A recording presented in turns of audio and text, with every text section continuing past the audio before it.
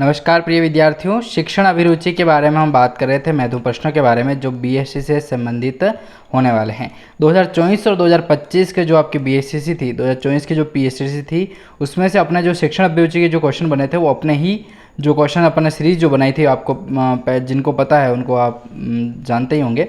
तो जिनको हमने पढ़ाया था वहीं से क्वेश्चन बैठे थे अपने, और 2025 में वही सीरीज़ लेकर के हम प्रस्तुत हुए हैं। कुछ क्वेश्चंस को हमने ऐड किया है और टोटल हमने यहाँ पर 500 महत्वपूर्ण प्रश्नों के बारे में बात करेंगे। ठीक है, 500 महत्वपूर्ण प्रश्न की पूरी सीरीज़ होने वाली है। तो पीडीएफ डाउनलोड करना चाहते हैं आप ये, ठीक है, तो आपको लिंक जो है मैंने डिस्क्रिप्शन में दिया है, जाइएगा और इस पीडीएफ को भी आप डाउनलोड कर पाएंगे, ठीक है, इजीली तरीके से। और लिंक आपको डिस्क्रिप्शन में ही मिलेगा। 100 महत्वपूर्ण प्रश्नों के बारे में हमने बात की थी, कुछ क्वेश्चंस जो हैं उनके बारे में हम बात करते हैं। ठीक है, तो देखिए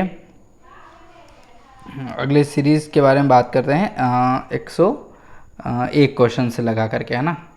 चलिए शुरू करते हैं महत्वपूर्ण प्रश्नों की सीरीज़ को। चलिए प्रश्न आता है आपका इसी कड़ी में, देखा जाए तो 101 नंबर का प्रश्न देखिए। एक शिक्षक के नाते आप सामाजिक कुरीतियों को कैसे दूर कर सकते हैं। एक शिक्षक होने के नाते आप जो हैं वो सामाजिक जो कुरीतियाँ चल रही है अपने सामाजिक, ठीक है, समाज में जो कुरीतियाँ चल रही है उनको आप कैसे दूर कर सकते हैं। आपके आधार पर आपको उत्तर देना है। पहला ऑप्शन कह रहा है कि जन चेतना जागृत करने का प्रयास करेंगे। दूसरा ऑप्शन कह रहा है कि समाज सुधार का संकल्प लेंगे। तीसरा है कि पोस्टरों द्वारा जो है वो प्रचार करेंगे।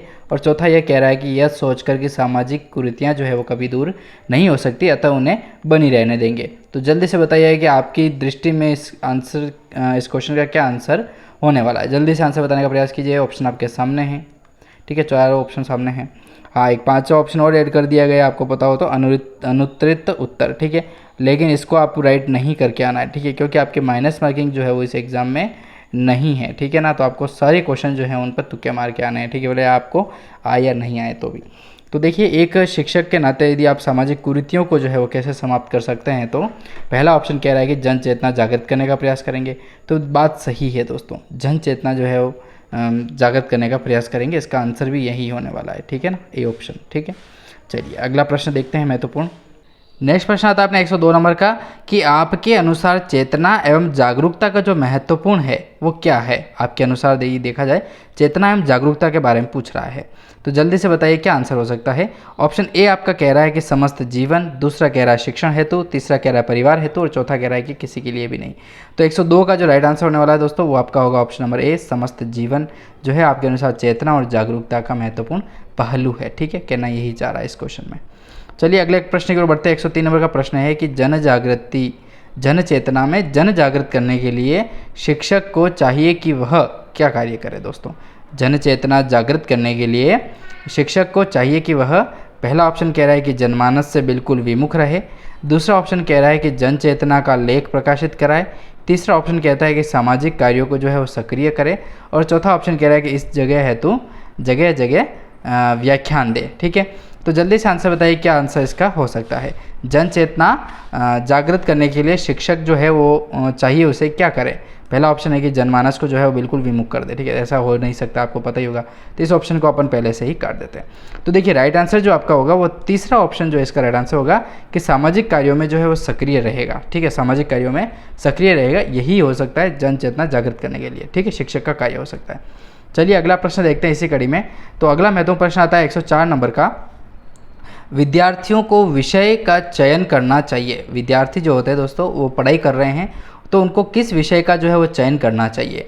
ऑप्शन पहला कह रहा है कि विषय की उपयोगिता के आधार पर उसका चयन करना चाहिए। दूसरा कह रहा है कि अभिभावकों की इच्छा के अनुसार उसका चयन करना चाहिए। और तीसरा है कि शिक्षक के दिशा निर्देश के अनुसार उसका जो है वो उसमें चयन करना चाहिए, मतलब सेलेक्ट करना चाहिए उसको। चौथा ऑप्शन है कि उसकी क्षमता व रुचि के अनुसार उसको जो है वो विषय लेने चाहिए, ठीक है, कौन सा सब्जेक्ट ले रहा है। जब आप 11वीं और 12वीं जब आप कवर करते हैं तो उसमें आपको सब्जेक्ट की ज़रूरत होती है। यदि आप साइंस लेना चाहे साइंस ले सकते हैं, आर्ट्स लेना चाहे तो आर्ट्स भी लेते हैं बहुत सारे स्टूडेंट, कॉमर्स के स्टूडेंट भी कॉमर्स ले सकते हैं। तो इस तरीके से आपको पढ़ाई के लिए पढ़ना पड़ता है। तो उसके लिए आप क्या सब्जेक्ट का यहाँ पर पूछा गया है कि जो आप सब्जेक्ट ले रहे हैं उसका चयन आप कैसे करेंगे। तो देखिए प्रश्न इस आधार पर यदि पूछा जाए तो उसका आंसर जो होगा ना वो होगा कि उनकी क्षमता व रुचि के अनुसार लेना चाहिए। सबसे बड़ी बात और सबसे अच्छी बात ही यही है कि अपनी क्षमता एवं रुचि के अनुसार ही सब्जेक्ट का जो चयन है वो करना चाहिए दोस्तों, ठीक है। दूसरों के कहने पर आप पढ़ाई ना करें, क्योंकि आगे जाकर के आपको तकलीफ़ हो सकती है उस सब्जेक्ट से रिलेटेड देखा जाए तो। चलिए नेक्स्ट प्रश्न की बात करते हैं। एक बार ये भी आप पढ़िएगा, बहुत ही इंपॉर्टेंट प्रश्न है, इसको स्टार लगा लीजिए यदि आप शिक्षण अभिरुचि की बात करें तो उसके संदर्भ में, कि एक अध्यापक के लिए राजनीतिक में सक्रियता से भाग लेना आपकी निगाहों में क्या कह रहा है। एक अध्यापक जो है वो अपनी राजनीतिक जो सक्रियता है उसमें भाग लेना आपकी निगाहों में है, क्या है, उचित है, कभी कभी लेना चाहिए, या तीसरा है कि अनिश्चित रूप से लेना चाहिए, फिर अनुचित रहना चाहिए उस मामले में। तो जल्दी से बताइए क्या आंसर हो सकता है। तो देखिए 105 नंबर का जो आंसर है वो आपका होगा चौथा ऑप्शन राइट आंसर होगा, अनुचित है। ठीक है, क्योंकि अध्यापक को राजनीति वाली सक्रियता जो है उसमें भाग लेने का महत्व है ही नहीं ना।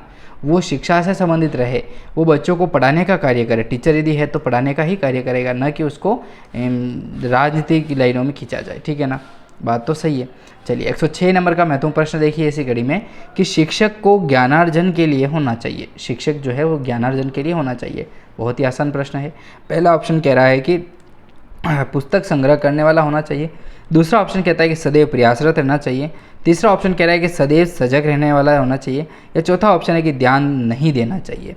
तो आपकी दृष्टि में इसका आंसर जो है वो क्या हो सकता है, आपको देना है। ठीक है, शिक्षक को ज्ञानार्जन के लिए होना चाहिए, किस कड़ी में होना चाहिए। तो ऑप्शन जो इसका राइट आंसर होगा दोस्तों वो तीसरा ऑप्शन होने वाला है, कि सदैव सजग रहने वाला होना चाहिए। सजग रहने वाला ही जो व्यक्ति है वो होना चाहिए शिक्षक। ठीक है, ज्ञानार्जन की बात करें तो। चलिए 107 नंबर का महत्वपूर्ण प्रश्न है, इसके बारे में हम बात कर लेते हैं। तो प्रश्न आता है महत्वपूर्ण कि 107 नंबर का प्रश्न कह रहा है कि समाचार पत्र में आप किस प्रकार के समाचारों की जो विशेषता है वो पढ़ाना चाहेंगे। पहला कह रहा है कि विषय संबंधित, दूसरा है कि शेयर बाजार और बम्पर ड्रा के संबंधित, तीसरा कह रहा है कि राजनीति से संबंधित, और चौथा कह रहा है कि खेलकूद से संबंधित होने चाहिए। तो जल्दी से आंसर बताइए कि जो समाचार पत्र हैं दोस्तों वह किस प्रकार के समाचारों की विशेषता के साथ आपको पढ़ना चाहिए। तो 107 नंबर का जो आंसर होगा दोस्तों वो पहला ऑप्शन होगा कि विषय संबंधित उसकी जानकारी होनी अति आवश्यक है। ठीक है, पहला ऑप्शन राइट आंसर होगा। अगला प्रश्न देखिए 108 नंबर का। तो प्रश्न आता है आपका कि आपको छात्रों के दांत, नाखून, आँख, बाल तथा शरीर के अन्य अंगों की सफाई की ओर भी सजग रहना चाहिए। आपकी उसकी क्या राय है, आपकी क्या राय है उस मामले में। यदि बच्चे आपके यहाँ पर पढ़ने आ रहे हैं स्कूल में तो उनके दांत चेक करें वो ब्रश करके आता है या नहीं, उसके नाखून चेक करें काट रखे हैं कि नहीं, क्योंकि जब भोजन करते हैं बच्चे तो क्या है कि उनके नाखूनों में गंदगी होती है और गंदगी अपने शरीर के अंदर जाती है और नुकसान पहुँचाती है। और आप उनकी आँखें चेक करें कि उन्होंने मुँह धो के आए हैं कि नहीं और नहा के आए हैं कि नहीं सुबह स्कूल। बालों की बात करें तो बाल बना के आए हैं कि नहीं ये भी आपको चेक करना पड़ेगा। तो ये सारी जो चीज़ें हैं वो शरीर से संबंधित होती है बच्चों की, और बच्चों की पढ़ाई में काफ़ी महत्वपूर्ण होती है। ठीक है, तो ऑप्शन आपके सामने है, इस आधार पर क्या हो सकता है। पहला ऑप्शन है कि यह अध्यापक का कार्य नहीं है, दूसरा है कि कभी कभी इस ओर भी ध्यान देना चाहिए, तीसरा ऑप्शन इसी आधार पर कहता है कि अध्यापकों को इस ओर सदैव सजग रहना चाहिए, और चौथा ऑप्शन कहता है कि यह अध्यापक को इच्छा पर निर्भर करता है। तो इस आधार पर आपका क्या जो आंसर होगा वो होगा। तो तीसरा ऑप्शन जो है इसका राइट आंसर होने वाला है कि अध्यापकों को इस ओर सदैव सजग रहना चाहिए। ठीक है, अध्यापकों की बात होती है दोस्तों, शिक्षक तो क्या है कह सकता है, इससे ज़्यादा वो कुछ भी नहीं कर सकता। ठीक है, चलिए 109 नंबर का प्रश्न देखें। तो वे ही अध्यापक सफल हो पाते हैं जिनमें जवाबदेही जो है उसकी भावना होती है। या आप जो है इस कथन में सहमत हैं, कितने नहीं हैं, या कुछ हैं, या फिर अनिश्चित रूप से हैं, या फिर हाँ हैं। तो बात सही भी है। ठीक है ना, तो क्या ऑप्शन होगा, चौथा ऑप्शन ही इसका राइट आंसर होने वाला है। ठीक है ना, चलिए अगला प्रश्न देखें अपन। तो महत्वपूर्ण प्रश्न है दोस्तों अपना कि शिक्षक को समाज के सामुदायिक कार्यों में खुलकर भाग लेने से क्या लाभ होता है। ऑप्शन के आधार पर आंसर देना है। पहला ऑप्शन है कि वह समाज का अध्ययन अति निकटता से कर सकता है, दूसरा ऑप्शन कहता है कि वह समाज में सम्मान प्राप्त करने के लिए कर सकता है, या फिर उसे आर्थिक लाभ होगा, या फिर चौथा ऑप्शन कहता है कि समाज के कार्यों में बाधा डाल सकता है। तो देखिए शिक्षक को समाज के सामुदायिक कार्यों में जो है वो खुलकर भाग लेना चाहिए, क्योंकि वो क्या कर सकता है, तो वह समाज का अध्ययन अति निकट से कर सकता है। इसका आंसर यही राइट आंसर होगा। ठीक है, नेक्स्ट क्वेश्चन अपन नेक्स्ट वीडियो में पढ़ेंगे, तब तक के लिए जय हिंद दोस्तों।